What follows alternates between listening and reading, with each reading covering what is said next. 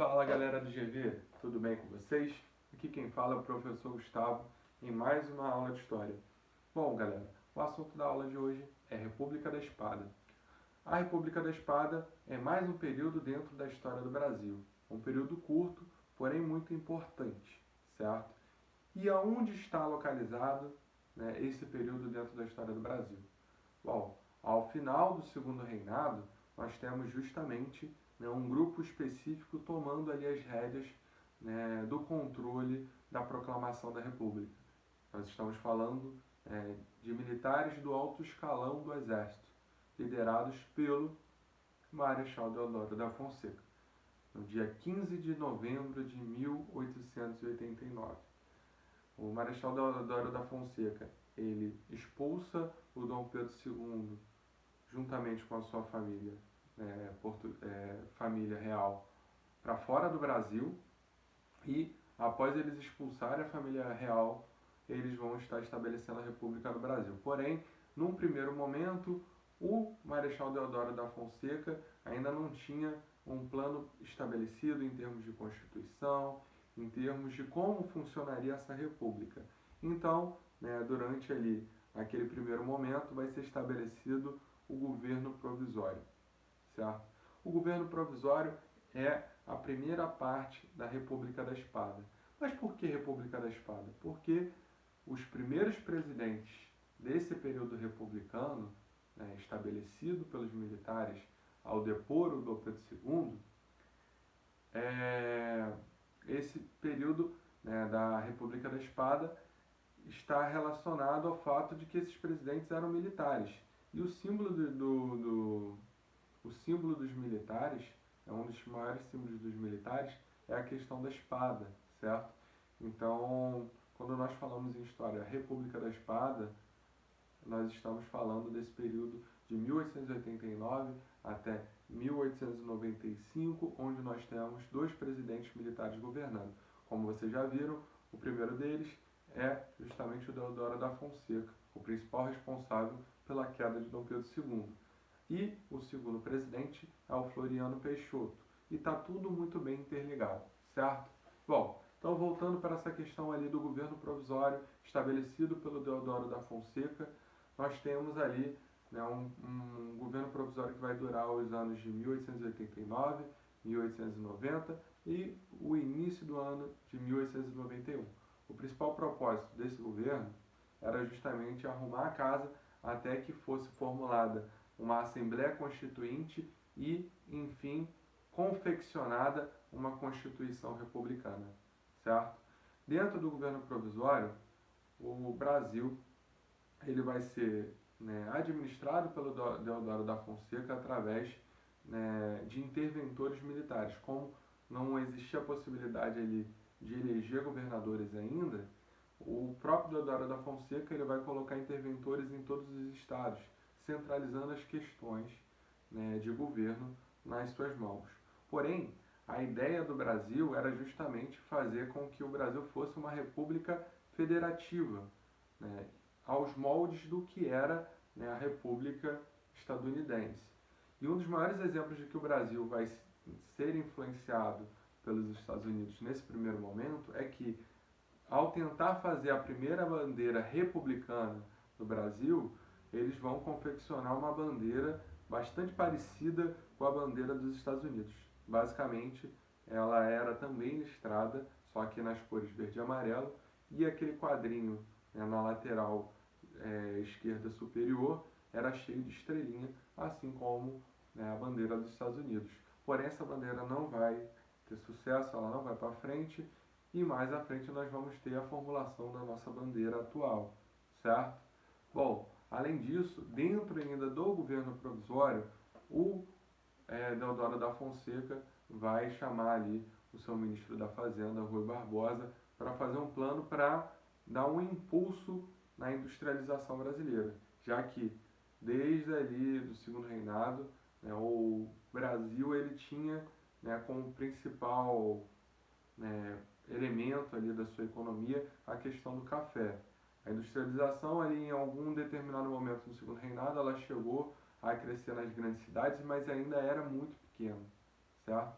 Então, a criação de indústrias, o desenvolvimento de empresas era muito importante para, né, para aqueles governantes que estavam assumindo o Brasil ali no início da República.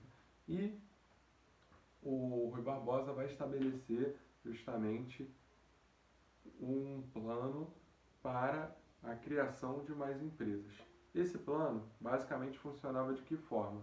Todas as empresas que estivessem ali oficializadas, né, num processo burocrático, através de cartório e tal, essas empresas elas ganhariam uma espécie de crédito ou empréstimo, onde elas deveriam investir esse empréstimo para elas começarem ali a funcionar. E à medida que elas, né, se estabelecessem, à medida que elas crescessem, elas pagariam essa dívida para o Estado.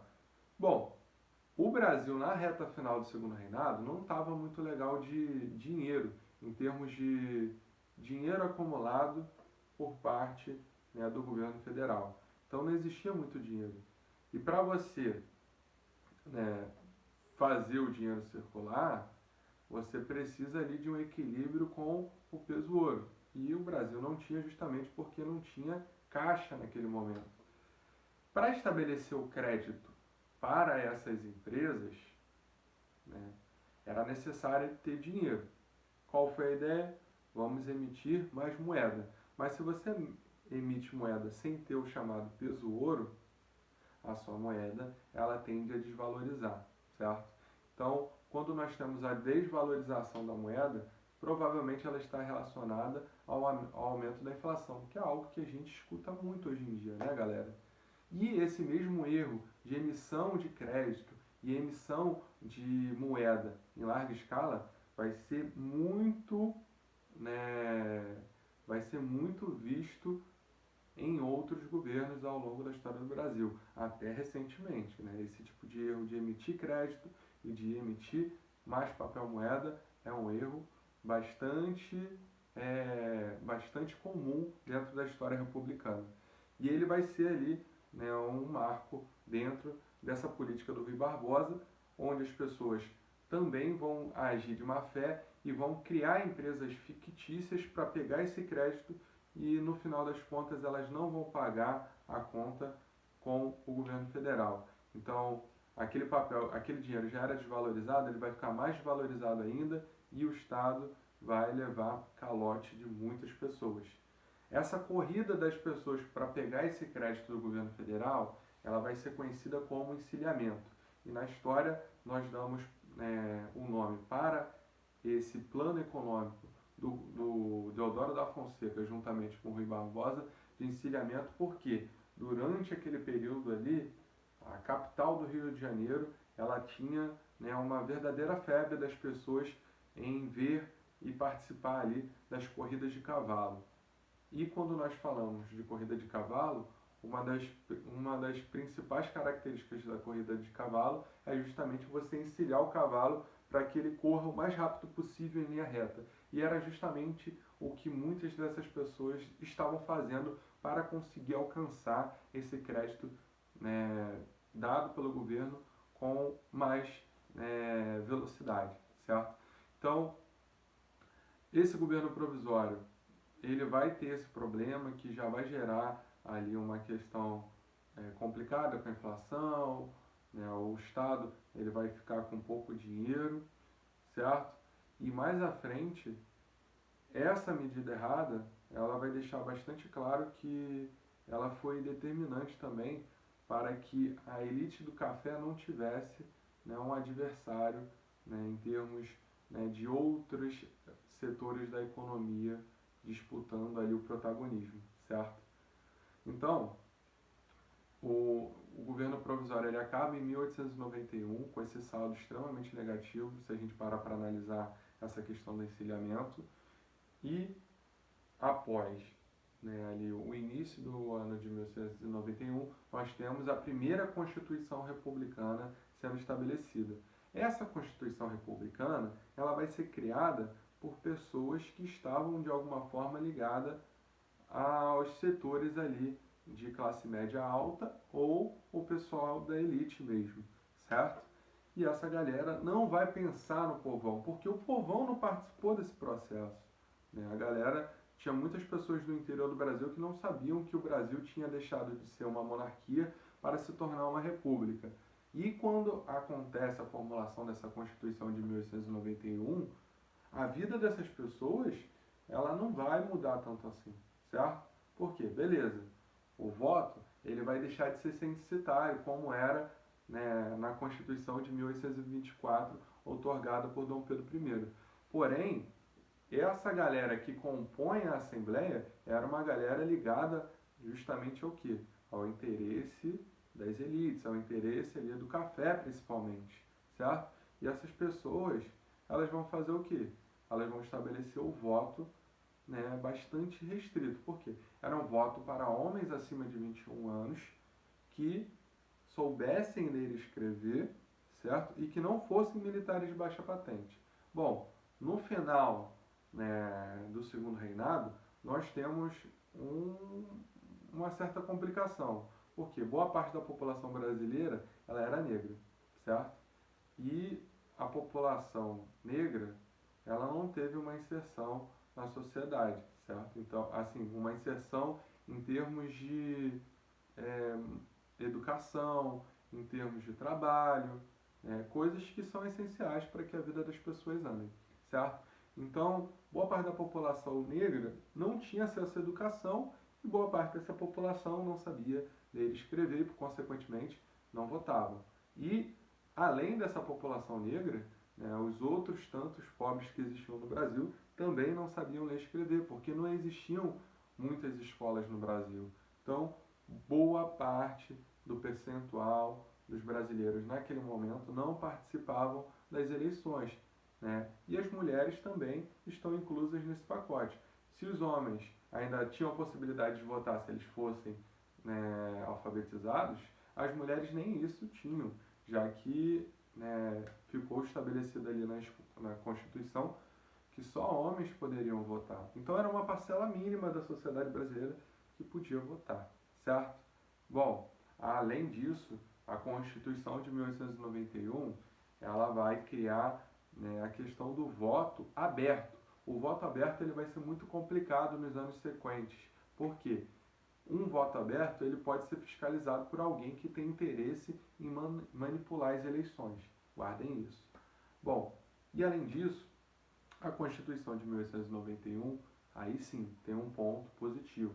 Ela vai estabelecer a manutenção ali dos três poderes, legislativo, executivo e judiciário, a extinção do poder moderador e nós temos também a questão ali da divisão do poder da Igreja Católica e o Estado. Se antes a Igreja Católica ela era responsável pela questão dos cartórios, a questão ali, né, das certidões de nascimentos e tudo mais, agora a Igreja Católica era uma instituição que tinha direito de se manifestar e tudo mais, assim como outras religiões, já que a partir da Constituição de 1891, o Estado brasileiro ele era laico, ou seja, é um Estado que permite que as pessoas tenham a sua fé, tenham a sua religião, porém o Estado ele não vai governar, né, segundo, né, as características de uma determinada religião. E além disso, dentro dessa Constituição de 1891, nós temos também o fim do Senado vitalício. Sim, durante todo o Império, os senadores que chegavam aos seus cargos, eles ficavam ali até morrerem. Agora, com a Constituição de 1891, o mandato de um senador passou a ser 8 anos, certo? Ainda assim, o senador ele tem mais período, né? É o político eleito que tem mais período, tem mais durabilidade, melhor dizendo, no seu cargo. Mas ainda assim já é algo mais enxuto se a gente parar para analisar no comparativo com, né, a questão do senador vitalício que existia durante ali o Império. Certo, galera? Então essa Constituição de 1891 ela é muito importante para a gente entender alguns aspectos da política brasileira nos anos subsequentes, certo? Bom, então após estabelecer todos esses pontos que eu acabei de explicar para vocês, vai ser estabelecido o governo constitucional do próprio Deodoro da Fonseca. Por quê? na hora de redigir a Constituição, o presidente deveria ser eleito de maneira direta. Porém, como nós estamos arrumando a casa ainda, o primeiro presidente, após a formulação dessa Constituição, ele será eleito de maneira indireta. Bom, isso era muito favorável para o Deodoro da Fonseca, porque ele fazia uma pressão sobre aquelas pessoas que estavam ali naquele Congresso. Então, ele vai ser eleito pelo próprio Congresso e vai continuar como presidente. Seu mandato iria até 1895, porém, o Deodoro da Fonseca, ainda no ano de 1891, dentro do seu governo constitucional, ele vai ser acusado de corrupção e, ao ser acusado de corrupção, ele tenta fechar o Congresso e isso vai levar justamente a uma manifestação por parte da Marinha, onde, né, os oficiais da Marinha estavam indignados com a questão da falta de participação da Marinha nas questões políticas, assim como também a diminuição dos seus salários e o autoritarismo do Deodoro da Fonseca. Então, juntando todos esses fatores, acontece uma revolta em novembro e o Deodoro da Fonseca, pressionado por essa revolta e vendo que ele poderia ser deposto, né, humilhado e tudo mais, ele vai pensar na renúncia e é isso que ele faz. Ele renuncia e quem assume é o Floriano Peixoto, que também era um militar e era o seu vice-presidente. O detalhe é que nessa questão aí, né, do Deodoro da Fonseca ter sido eleito indiretamente, o combinado era o seguinte: se o Deodoro da Fonseca sair, o vice-presidente ele vai governar provisoriamente e convocar novas eleições. Porém, o Floriano Peixoto não vai fazer isso. Ele vai chamar, né, a responsabilidade para si, entre aspas, né, e vai governar de maneira autoritária e não vai entregar o governo como o combinado na Assembleia Constituinte antes da formulação da Constituição. Então, Floriano Peixoto ele se torna o segundo presidente da história do Brasil e ele vai ser responsável pelo combate tanto da revolta da Armada como a Revolução Federalista. Certo, galera? Ele também é conhecido como Marechal de Ferro, justamente por ter combatido essas duas revoltas e por ter se posto, né, por ter se colocado, né, como um presidente autoritário, de pulso firme e tudo mais. Certo? Bom, espero que vocês tenham gostado da aula e por hoje é só. Fechou aí, República da Espada, tudo ok. Só acompanhar aí o roteiro de estudos, mandem dúvidas através dos e-mails e até a próxima.